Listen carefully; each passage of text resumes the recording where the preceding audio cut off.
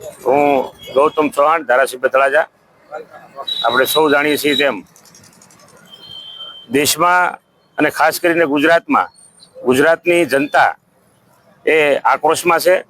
આપણે હમણાં જ કેરળમાં કોંગ્રેસના પ્રચારમાં કોંગ્રેસના રાષ્ટ્રીય અધ્યક્ષ મલ્લિકાર્જુન ખડગેજીએ ગુજરાતની જનતાને એ અભણ અને મૂર્ખ કહી અને ગુજરાતની જનતાને ગાળો પાડી છે. ત્યારે ગુજરાતની જનતા આક્રોશમાં છે અને આ એના શબ્દોને અમે સખત શબ્દોમાં અમે વખોડીએ છીએ.